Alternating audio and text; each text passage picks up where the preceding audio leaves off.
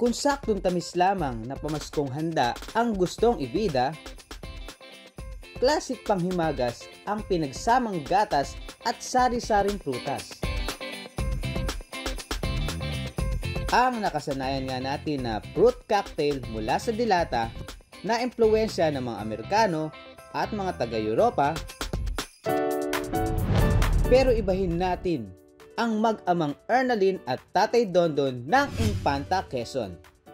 Ang kanila kasing pangunahing sahog sa espesyal na fruit salad, gawa sa bunga ng sasa o kibal kung kanilang tawagin. Mula ito sa puno ng nipa palm o mangrove na matatagpuan sa malaking bahagi ng ilog na karugtong ng karagatan. Mas kilala ang katas na pinagtabasan ng punong ito sa paggawa ng suka at alak. Yun po yung pinangtutos ko sa amin ni Tatay sa pang-araw-araw po namin gastusin. Tapos po ayun po yung pinagbebenta po ni Nanay yung alak para po pampadala sa aming alamat sa Maynila. Pero hindi lang pala mismong puno ang pwedeng pagkakitaan. Pati kasi ang bunga nito pwede palang pakinabangan.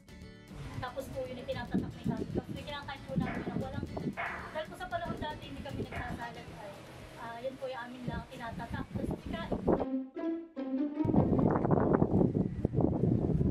Wait lang, nasaan na ba ako? Parang ang layo ng bayan dito ah. Saan ba may fruit salad dito? Paano kung makakaw ng fruit salad? Eh puro puno dito. Puro dito mga dayame, puro mga palay. How? Oh, come on.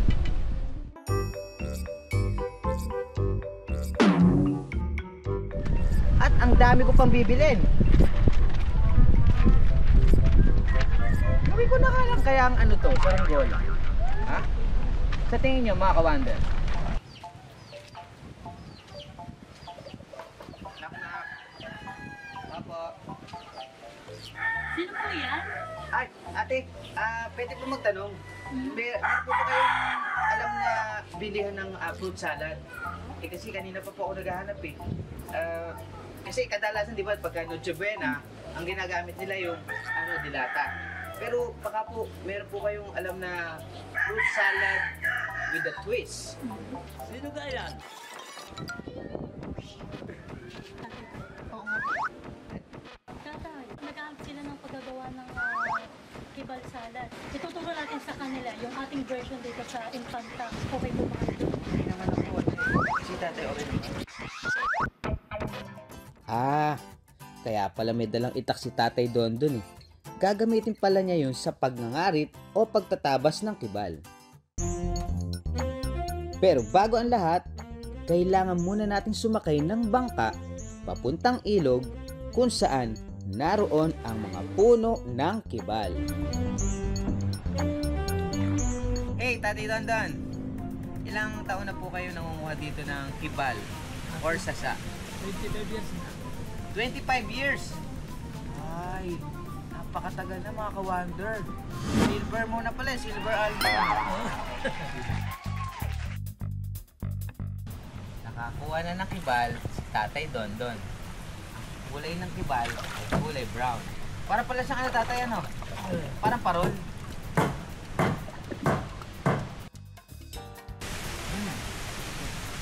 Lasang buko. Just throw your thumb and push it and then hit it. At makalipas ang 10 minuto, nakakuha na rin kami ng mga bungkus ng kibal. Ayan po eh. Tara na po. Oo.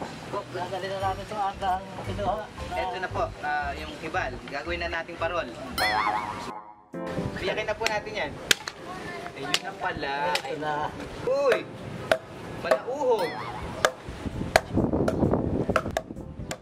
Matapos ngang matatak at masungkit ng kutsara ang bunga ng kibal, abay, ready na itong isahog sa fruit salad.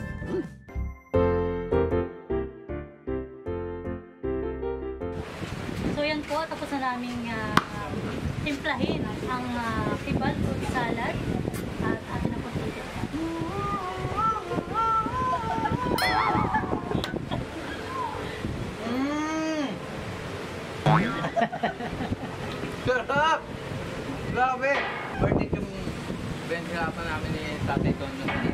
puso kung nandito ka lang. Grabe.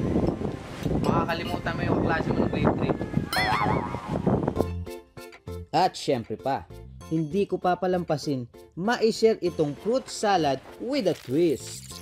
Sana magustuhan nila tong ano namin ni Ate Ermalyn. Ho, ho, ho! Tao po! Tsak, magugustuhan nila tong fruit salad with a twist. Yeah. Ate, Merry Christmas sa inyo at meron po ako sa inyong bibigay na fruit salad with a twist. Lasang Lasang salad. Masarap po yung kay Bella. yeah. Apir. Thank you po. Thank you. Hello. Tayo pa rin tayo dyan.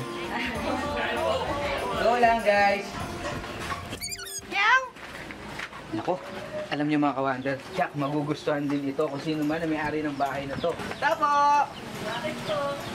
Pagpila niya ang ice candy. Ay, sorry. Ate, Merry Christmas! At meron po ako sa inyo, Christmas fruit salad na ibibigay with a twist. Ayan po. Masarap. Matamis. Lasang buko. At saka itong Tagalog. Baldin niya na. Salamat po na marami sa